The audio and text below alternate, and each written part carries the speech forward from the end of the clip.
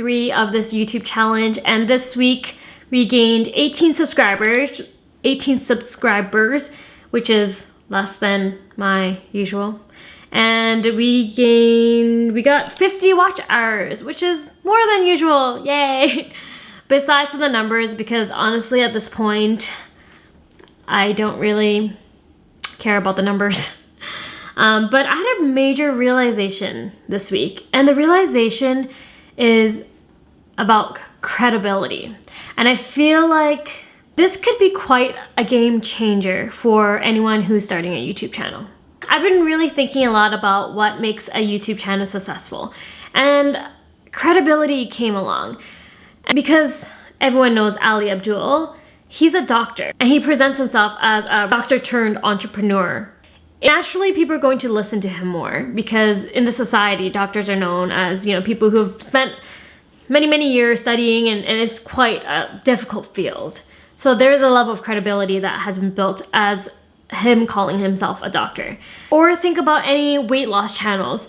You see their before and after picture, and their results leave them with a level of credibility for them to share what they've learned. And although their advice might not actually be helpful to you, you are more likely to listen to them because you can see that they've gone through this process, versus someone who shares weight loss strategies but they don't have any context of like why they're sharing. Then it's going to be a little bit harder to believe what they're saying. So this made me really start thinking about, what's my credibility? I'm not a guru or an expert, and honestly, I'm still figuring life out. But what I do have is real life experience. I have a deep sense of curiosity. I value, relationships, really building myself to have an intentional and meaningful life. And as a result, I've done a lot of things such as save money. So I learned a lot about finances. I've quit jobs that I've had to start over. I'm a late bloomer. I started working full time when I was 25. So I spent 8 years in university. When I create videos, I'm creating videos based on my real life lived experience and what kind of I wish I knew and what I would have done differently, the mistakes I made. And I noticed the videos where I put my credibility into my title or into my maybe first 30 seconds of my content, the video does better. For example, my video on how I saved 100K in 4 years. That already shows my credibility. I saved 100K, now you're curious how I did that. My most recent video on how I ended a 10-year friendship. It shows it in the title. I ended a friendship. Now, here's how that went. Right? So in my title or in my content, I'm already explaining why, versus some videos that I made don't really show my credibility. So I can understand why would they listen to me and not someone else? Unless you know me really well and you know the things I've gone through and all the stuff I've done, like why would you listen to me versus someone else? It's kind of generic content. And I think now with AI kind of in the mix, lived real life experiences are more valuable because people want to hear from, a real human on the other side. And that also made me realize why vlogging might be really tough to start off. If you're a lifestyle vlogger and you're vlogging about your everyday life, it's going to be difficult because, why would they watch you? Unless they're your friend, then they're interested in your life or something like that. But like you'd have to really build the audience and it would take much longer. Unless, the person is looking for example, a lifestyle vlogger that's a mom taking care of 4 kids. Maybe they're trying to figure out how to manage their life and they also have 4 kids and they're also a mom, so then they can relate and want to watch your videos. But if it's just random videos of you vlogging your life and there's no like real valuable content, I do think it will take a lot longer. I mean, if you enjoy that, that's totally fine. But I do think it will take longer to build an audience because you have to build the trust, build the relationship. So moving forward, I will try to incorporate some level of credibility in some of my content, especially as a new YouTuber. Another thing I found out is this SEO trick. If you go on your YouTube studios and click settings on the bottom left and then go to your channel, and then there's actually this section for keywords. So if you know your channel niche and what your channel is all about, I would highly suggest trying to add these words in. I think it's gonna be a little bit harder for me. I just did it yesterday, so we'll see this week how adding this to my channel will help me or not.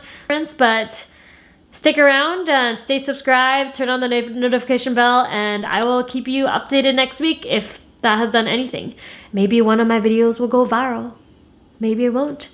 I actually don't really want my videos to go viral because that's kind of scary. I think I want to keep my small community of wholesome people here.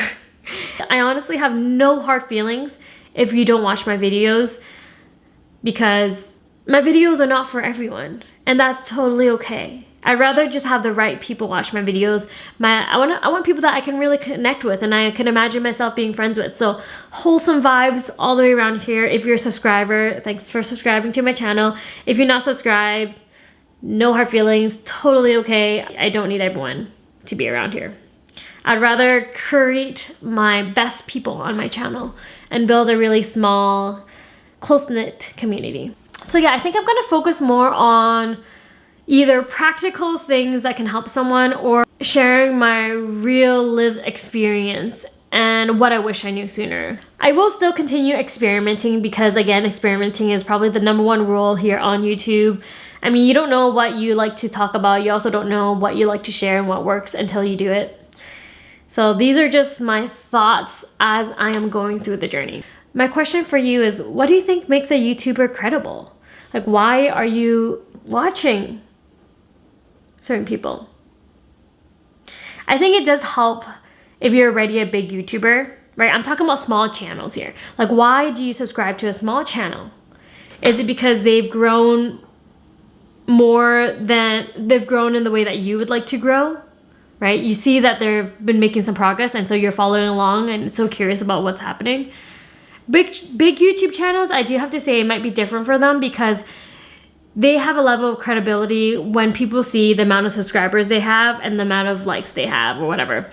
Because if, you know, 1 million people are subscribed to this channel, then other people are going to look at this and be like, oh, this must be a good channel because there's 1 million subscribers. So if 1 million people liked it, I might like it too. So I feel like YouTube does have a snowball effect. If you are already growing and you're big, it will naturally bring in more people. But when you're a small YouTube channel and you only have 100 subscribers or less, then, you know, how are people gonna know that they should follow you? So if you are in my first, 300 subscribers, thank you for trusting in me. Like, I appreciate that. It's like when you go to a restaurant and there's like a huge lineup outside, you're like, oh, why is everyone here? It must be good. But then you go in and you're like, it wasn't that good. And so there are some restaurants and clubs who hire people to make a line. I've been to a club like this is back in the days when I was clubbing. We lined up for a club and it looked busy from the outside, but when we went in, it was not busy. Also, if you do have a YouTube niche, I would be so curious to hear what it is. Comment below. I'm still having a difficult time really figuring out what my niche is. I'm into all things adulthood, finances, career, relationships, self-development, self-growth, health. There's a lot of different topics I'm into, but I just don't know which direction I want to go in yet, so I'm still going to continue to experiment different topics. Anyways, that's enough rambling for today. Thanks so much for following along. If you want to stay updated on what's going on in my YouTube journey, feel free to subscribe, turn on the notification bell, and I will see you next week. Bye.